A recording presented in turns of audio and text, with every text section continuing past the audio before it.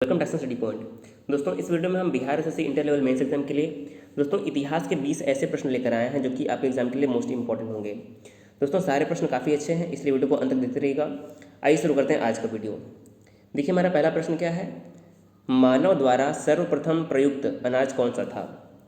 तो देखिए, सभी प्रश्न का जवाब आप दीजिएगा और आप 20 में से कितने प्रश्न सही करते हैं हमें कमेंट करके जरूर बताइएगा। तो देखिए, पहला प्रश्न है कि मानव द्वारा सर्वप्रथम प्रयुक्त अनाज कौन सा था। गेहूं, चावल, जौ या फिर बाजरा।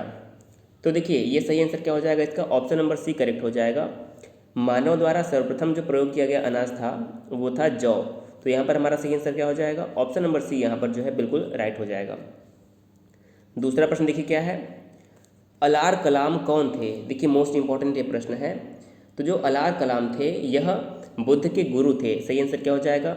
ऑप्शन नंबर डी करेक्ट हो जाएगा। जो अलार कलाम थे यह गौतम बुद्ध के प्रथम गुरु थे और गौतम बुद्ध ने ही इनसे सांख्य दर्शन की शिक्षा ली थी। आपको याद रखना है, गौतम बुद्ध ने अलार कलाम से जो है सांख्य दर्शन की शिक्षा ली थी। और कभी कभी परीक्षा में पूछा जाता है कि बुद्ध के दूसरे गुरु कौन थे, यानी कि इनके दो गुरु थे। प्रथम गुरु थे अलार कलाम और दूसरे गुरु थे रुद्रक रामपुत्र। आपको नाम याद रखना है, क्या नाम है। रुद्रक रामपुत्र जो है ये गौतम बुद्ध के दूसरे गुरु थे। तो इन दोनों का नाम आपको याद रखना है। अगला प्रश्न देखिए, तीसरा प्रश्न। बुद्ध के जीवन की 4 महत्वपूर्ण घटनाओं और उनसे संबद्ध स्थानों के जो उल्लेख है उन नीचे दिए गए हैं। तो आपको इन्हें सुमेलित करना। देखिए, एक तरफ गौतम बुद्ध के जीवन से संबंधित घटनाएं दी हुई हैं और एक तरफ स्थान दिए हुए हैं, तो आपको इन्हें सुमेलित करना है। तो देखिए, पहला ऑप्शन दिया है जन्म। जन्म कहाँ पर हुआ था। देखिए, गौतम बुद्ध का जन्म हुआ था कपिलवस्तु के पास लुम्बिनी नामक स्थान पर। कहाँ हुआ था। कपिलवस्तु के पास लुम्बिनी नामक स्थान पर इनका जन्म हुआ था। कब हुआ था ये भी आपको याद रखना है। तो 563 ईसा पूर्व में जो है महात्मा बुद्ध का जन्म हुआ था। ये पहला ऑप्शन हो जाएगा। ज्ञान प्राप्ति कहाँ पर हुई थी। देखिए, इन्हें ज्ञान की प्राप्ति हुई थी बोध गया में, जिसे हम संबोधि कहते हैं बौद्ध धर्म की भाषा में। पहला प्रवचन कहाँ पर दिया था। तो सारनाथ में दिया था। सही आंसर क्या हो जाएगा। सारनाथ के ऋषि पत्तन नामक स्थान पर। सारनाथ के ऋषि पत्तन में इन्होंने पहला उपदेश दिया था और इनका निधन हुआ था कुशीनगर में। कब हुआ था।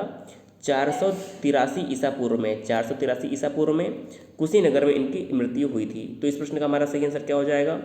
देखिए, 1 का हमारा हो जाएगा 3, 2 का हमारा हो जाएगा 1, क्या हो जाएगा 2 का हमारा हो जाएगा 2 का हो जाएगा हमारा 2, 3 का हमारा हो जाएगा 1 यानी कि, और 4 का हो जाएगा 4। तो ऑप्शन नंबर जो सी हमारा है कूट की दृष्टि से बिल्कुल राइट आंसर हो जाएगा। देखिए, ऐसे प्रश्न आपके एग्जाम में पूछे जाएंगे जिसमें कूट के माध्यम से प्रश्न आपको देखने को मिलने वाले हैं। अगला प्रश्न देखिए, चौथा प्रश्न। प्राचीन श्रावस्ती का नगर विन्यास किस आकृति का है। यानी कि जो प्राचीन श्रावस्ती था इसका नगर विन्यास किस आकृति का था। वृत्ताकार, अर्धचंद्राकार, त्रिभुजाकार या फिर आयताकार। तो देखिए, यहाँ पर हमारा सही आंसर हो जाएगा अर्धचंद्राकार। जो प्राचीन श्रावस्ती नगर था इसका विन्यास अर्धचंद्राकार था। तो ऑप्शन नंबर बी यहाँ पर करेक्ट हो जाएगा। देखिए, जो श्रावस्ती है यह कोसल महाजनपद की राजधानी थी। किसकी। श्रावस्ती थी जो, वो कोसल महाजनपद की राजधानी थी और महात्मा बुद्ध ने जो सर्वाधिक उपदेश दिए थे वो श्रावस्ती में ही दिए थे। तो ये भी याद रखना है। अगर हम देखें कि श्रावस्ती यानी कि जो हमारा श्रावस्ती का क्षेत्र था वर्तमान में कहाँ पर स्थित है। तो देखिए, जो वर्तमान का अयोध्या, गोंडा और बहराइच वाला क्षेत्र है वह श्रावस्ती के अंतर्गत आता था। तो ये पॉइंट आपको याद रखना है। पांचवा प्रश्न देखिए क्या है। वह स्रोत जिसमें पाटलिपुत्र के प्रशासन का वर्णन है। यानी कि वह कौन सा स्रोत है जिसमें पाटलिपुत्र के प्रशासन का वर्णन मिलता है। तो देखिए, यहाँ पर हमारा सही आंसर क्या हो जाएगा। ऑप्शन नंबर सी करेक्ट हो जाएगा, इंडिका। देखिए, जो मेगास्थनीज की इंडिका नामक पुस्तक है उसमें पाटलिपुत्र के प्रशासन का वर्णन मिलता है। ये आपको याद रखना है, ये मोस्ट इंपॉर्टेंट प्रश्न हो जाएगा। अगला प्रश्न देखिए, छठा प्रश्न हमारा है कि कौन सा मकबरा द्वितीय ताजमहल कहलाता है। किस मकबरा को द्वितीय ताजमहल कहते हैं। तो देखिए, मोस्ट इंपॉर्टेंट प्रश्न है। करेक्ट आंसर हो जाएगा ऑप्शन नंबर सी, रबिया उद दौरानी का जो मकबरा था। सही आंसर क्या हो जाएगा। रबिया उद दौरानी का जो मकबरा था उसे द्वितीय ताजमहल के नाम से जाना जाता था। तो ऑप्शन नंबर सी यहाँ पर जो हमारा है करेक्ट आंसर हो जाएगा। रबिया उद दौरानी का जो मकबरा था उसे द्वितीय ताजमहल कहते हैं। अगला प्रश्न देखिए, सातवां प्रश्न। मुगल काल में सेना का प्रधान निम्नलिखित में से कौन था। देखिए, यहाँ पर सेना के प्रधान की बात हो रही है। तो जो मुगल काल में सेना का प्रधान था उसे मीर बख्शी कहा जाता था। सही आंसर क्या हो जाएगा? मुगल काल में सेना के प्रधान को मीर बख्शी कहा जाता था। तो यहाँ पर हमारा ऑप्शन नंबर जो बी है बिल्कुल ही राइट आंसर हो जाएगा। देखिए सारे प्रश्न काफ़ी अच्छे लेवल के हैं और काफ़ी इंपॉर्टेंट आपके एग्जाम के लिए हैं।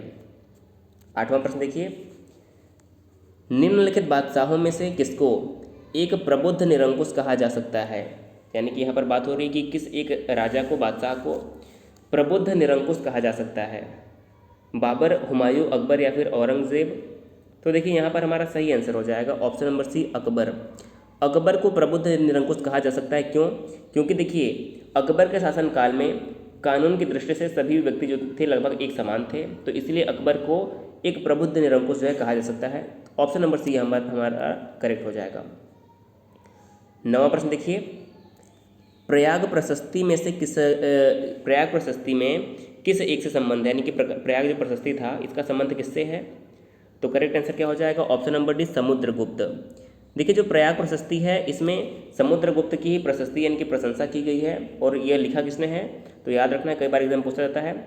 प्रयाग प्रशस्ति लिखा था समुद्रगुप्त के दरबारी कवि भी जो थे हरिसेन, इन्होंने प्रयाग प्रशस्ति लिखा था। और यहाँ से आपको याद रखना है, समुद्रगुप्त को भारत का नेपोलियन भी कहते हैं। समुद्रगुप्त को भारत का नेपोलियन कहते हैं। ये प्रश्न कई बार परीक्षाओं में पूछा गया है। समुद्रगुप्त ने जो सिक्के जारी किए थे उस पर इनको वीणा बजाते हुए दर्शाया गया था। तो यह वीणा बजाने के प्रेमी थे, इनका भी नाम आपको याद रखना है। अगला प्रश्न देखिए, 10वां प्रश्न, चीनी यात्री ह्वेनसांग ने किस विश्वविद्यालय में अध्ययन किया था? मोस्ट इंपॉर्टेंट प्रश्न है। तो जो चीनी यात्री ह्वेनसांग थे इन्होंने नालंदा विश्वविद्यालय में अध्ययन किया था। सही आंसर क्या हो जाएगा? नालंदा विश्वविद्यालय में। देखिए ये 667 ईस्वी में जो है ये नालंदा विश्वविद्यालय में अध्ययन इन्होंने किया था 667 ईस्वी में। और किस शासक के शासनकाल में आए थे? तो इनका नाम याद रखना है, हर्षवर्धन के शासनकाल में जो है, कई बार पूछा जाता है, जो ह्वेनसांग थे वह हर्षवर्धन के शासनकाल में भारत में आए थे और इन्होंने नालंदा विश्वविद्यालय से शिक्षा की प्राप्ति की थी। उस समय नालंदा विश्वविद्यालय के कुलपति कौन थे? तो ये भी याद रखना है, सीलभद्र। देखिए सीलभद्र उस समय नालंदा विश्वविद्यालय के कुलपति थे। तो ये भी प्रश्न कई बार पूछा गया है। अगला प्रश्न देखिए, 11वां प्रश्न, सूची 1 और सूची 2 को सुमेलित कीजिए तथा नीचे दिए गए कूट से सही उत्तर चुनिए। अब देखिए कूट वाले प्रश्न आपके एग्जाम में जरूर पूछे जाएंगे क्योंकि मेंस का एग्जाम है। तो देखिए नालंदा क्या था? नालंदा एक विश्वविद्यालय था जिसकी स्थापना कुमारगुप्त ने की थी। सारनाथ में अशोक स्तंभ स्थित है जहाँ से भारत का जो राष्ट्रीय चिन्ह लिया गया है। सांची में एक स्तूप है, ये आपको पता होगा। और जो कोणार्क में क्या है? कोणार्क सूर्य मंदिर के लिए प्रसिद्ध है। तो यहाँ पर हमारा सही आंसर क्या हो जाएगा? कोणार्क सूर्य मंदिर के लिए स्थित है, प्रसिद्ध है। तो हमारा सही आंसर क्या हो जाएगा? यहाँ पर देखिए 2143। सही आंसर क्या हो जाएगा? 2143। ऑप्शन नंबर बी करेक्ट हो जाएगा। देखिए नालंदा विश्वविद्यालय, सारनाथ में अशोक स्तंभ, सांची में स्तूप है और कोणार्क में सूर्य मंदिर है। तो हमारा सही आंसर क्या हो जाएगा? ऑप्शन नंबर बी यहाँ पर जो है राइट आंसर हो जाएगा। 12वां प्रश्न देखिए, इल्तुतमिश ने बिहार में अपना प्रथम सूबेदार किसे नियुक्त किया था? देखिए आप सभी को पता होगा इल्तुतमिश जो था गुलाम वंश का शासक था। तो इल्तुतमिश ने बिहार में अपना प्रथम सूबेदार किसे नियुक्त किया था? तो यहाँ पर हमारा सही आंसर हो जाएगा 12वें प्रश्न का ऑप्शन नंबर डी, मलिक जानी को। देखिए इल्तुतमिश ने बिहार में मलिक जानी को अपना सूबेदार नियुक्त किया था और इल्तुतमिश को ही दिल्ली वंश का जो है दिल्ली सल्तनत का वास्तविक संस्थापक माना जाता है। तो ये प्रश्न आपके लिए मोस्ट इंपॉर्टेंट हो जाएगा। अगला प्रश्न देखिए 13वां प्रश्न, हुमायूं ने चुनार दुर्ग पर प्रथम बार आक्रमण कब किया? मोस्ट इंपॉर्टेंट प्रश्न है।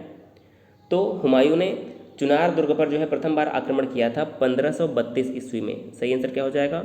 ऑप्शन नंबर ए यहाँ पर करेक्ट हो जाएगा। 1532 ईस्वी में हुमायूं ने चुनार दुर्ग पर प्रथम बार आक्रमण किया था। अगला प्रश्न देखिए 14वां प्रश्न, मोस्ट इंपॉर्टेंट है।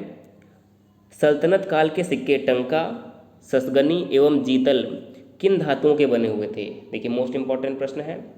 तो देखिए जो टंका था यह चांदी का बना हुआ था, ससगनी भी चांदी का बना हुआ था और जो जीतल था यह तांबे का बना हुआ था। यहाँ पर आपको याद रखना, देखिए हमारा सही आंसर क्या हो जाएगा? चांदी और तांबा। देखिए टंका चांदी का बना हुआ था, ससगनी भी चांदी का बना हुआ था और जीतल जो था तांबे का बना हुआ था। देखिए जो टंका और जीतल थे इसे किसने चलाया था? तो टंका और जीतल को इल्तुतमिश ने चलाया था। ये भी प्रश्न इंपॉर्टेंट है, कई बार एग्जाम में पूछा गया है। अगला प्रश्न देखते, देखिए 15वां प्रश्न क्या है। तैमूर के आक्रमण के बाद भारत में किस वंश का राज स्थापित हुआ? तो देखिए सही आंसर क्या हो जाएगा, तैमूर के आक्रमण के बाद भारत में किस वंश का जो है राज स्थापित हुआ था? तो सही आंसर हो जाएगा ऑप्शन नंबर बी, सैयद वंश। देखिए यहाँ पर आपको याद रखना होगा, जो तैमूर वंश का यानी कि तैमूर लंग ने भारत पर कब आक्रमण किया था? तो 1398 में जो है तैमूर लंग ने भारत पर आक्रमण किया। उसमें भारत में शासक कौन था? तो उसमें तुगलक वंश के शासक नसीरुद्दीन मोहम्मद तुगलक जो थे भारत के में उसमें इनका शासन था। नसीरुद्दीन मोहम्मद तुगलक वंश का दिल्ली सल्तनत पर शासन था। और उसके बाद में जो है आक्रमण के बाद जो है दिल्ली सल्तनत में सैयद वंश की स्थापना हुई। और सैयद वंश की स्थापना किसने की थी? तो आपको याद रखना है, सैयद वंश की स्थापना की थी खिज्र खान ने। कई बार प्रश्न पूछा गया है, तो खिज्र खान ने सैयद वंश की स्थापना की थी, ये याद रखना है। अगला प्रश्न देखिए, खालसा के संस्थापक गुरु कौन थे? यानी जो खालसा पंथ था, 16वां प्रश्न है, इसकी स्थापना किसने की थी? तो खालसा पंथ के संस्थापक थे सिखों के 10वें गुरु गोविंद सिंह। इन्होंने जो है 13 अप्रैल 1699 में, कब? 13 अप्रैल 1699 में जो है इन्होंने खालसा पंथ की स्थापना की थी। और गुरु गोविंद सिंह जो थे वह गुरु तेग बहादुर के पुत्र थे। तो ये भी प्रश्न इंपॉर्टेंट है, आपको याद रखना है। 17वां प्रश्न देखिए क्या है, निम्न में से कौन एक भारत का प्रथम वायसराय था? तो यहाँ पर बताना कि वायसराय कौन था। देखिए लॉर्ड क्लाइव जो थे यह बंगाल के पहले गवर्नर थे। और हमारा यहाँ पर सही आंसर हो जाएगा लॉर्ड कैनिंग। देखिए जब हमारा जो 1858 का एक्ट आया था, आप सभी को पता होगा, जो 1858 का एक्ट आया था, और उसी एक्ट में जो है भारत की जो सत्ता थी ईस्ट इंडिया कंपनी के हाथों से लेकर ब्रिटिश क्राउन के हाथों में दे दिया गया। और भारत पर शासन करने के लिए एक वायसराय के पद का सृजन किया गया। और लॉर्ड कैनिंग को जो है भारत का प्रथम वायसराय बनाया गया था। तो सही आंसर क्या हो जाएगा? लॉर्ड कैनिंग हमारा यहाँ पर बिल्कुल ही राइट आंसर हो जाएगा। 18वां प्रश्न देखिए, 1857 के विद्रोह के समय ब्रिटिश प्रधानमंत्री कौन था? देखिए जब 1857 का विद्रोह हुआ था तो उसमें ब्रिटिश प्रधानमंत्री थे पामर्स्टन थे। सही आंसर क्या हो जाएगा? ऑप्शन नंबर बी, पामर्स्टन जो थे वह ब्रिटिश प्रधानमंत्री थे। तो यहाँ पर ऑप्शन नंबर बी करेक्ट हो जाएगा। 19वां प्रश्न देखिए, डेविड हेयर और अलेक्जेंडर गफ के साथ मिलकर निम्नलिखित में से किसने कलकत्ता में हिंदू कॉलेज की स्थापना की थी? तो देखिए डेविड हेयर और अलेक्जेंडर गफ के साथ मिलकर किसने कलकत्ता में हिंदू कॉलेज की स्थापना की थी? तो यहाँ पर हमारा राइट आंसर हो जाएगा राजा राम मोहन राय। देखिए डेविड हेयर और अलेक्जेंडर गफ ने राजा राम मोहन राय के साथ मिलकर ही जो है कलकत्ता में हिंदू कॉलेज की स्थापना की थी। और यह कब किया था? तो आपको सन भी याद रखना है, 1817 में जो है हिंदू कॉलेज की स्थापना की गई थी। तो यहाँ पर हमारा राइट आंसर हो जाएगा ऑप्शन नंबर डी, जो कि आपके एग्जाम के लिए मोस्ट इंपॉर्टेंट है। और आज का हम अंतिम प्रश्न देखते हैं। देखिए हमारा आज का अंतिम प्रश्न है कि राष्ट्रीय कांग्रेस के से पूर्व सबसे प्रमुख संस्था क्या थी? देखिए जो हमारा भारतीय राष्ट्रीय कांग्रेस है, इसका जो स्थापना हुआ था वो 1885 में हुआ था। इससे पूर्व भारत में प्रमुख संस्था क्या थी? तो सही आंसर क्या हो जाएगा? देखिए ऑप्शन नंबर डी करेक्ट हो जाएगा, इंडियन एसोसिएशन ऑफ कलकत्ता जो थी राष्ट्रीय कांग्रेस से पहले यह भारत की प्रमुख संस्था हुआ करती थी। जब भारत में 1885 में भारतीय राष्ट्रीय कांग्रेस की स्थापना नहीं हुआ था उस समय, तो उससे पहले यही संस्था जो थी प्रमुख थी। तो यहाँ पर ऑप्शन नंबर डी करेक्ट हो जाएगा। तो दोस्तों इस वीडियो में हमने हिस्ट्री के मोस्ट इंपॉर्टेंट 20 प्रश्न देखे हैं। इस वीडियो में दोस्तों आपको प्रश्न पसंद भी आए होंगे, काफ़ी अच्छे लेवल के प्रश्न थे। दोस्तों अगर आपको वीडियो पसंद आता है तो कल हम इसी हिस्ट्री का जो है अगले 20 प्रश्न लेकर आएंगे, जो कि वो भी काफ़ी इंपॉर्टेंट होगा। दोस्तों अगर आपको इस वीडियो की PDF चाहिए तो टेलीग्राम में डिस्क्रिप्शन टेलीग्राम लिंक मिल जाएगा, वहाँ से आप डाउनलोड कर सकते हैं। इसके अलावा टेलीग्राम पर आपको डायरेक्शन स्टडी पॉइंट सर्च करके जोड़ना है, वहाँ से भी आपको जो है PDF मिल जाएगा। दोस्तों वीडियो पसंद आए तो शेयर जरूर कर दीजिएगा, चैनल में पहली बार आए तो सब्सक्राइब कर दीजिएगा। वीडियो देखने के लिए बहुत बहुत धन्यवाद।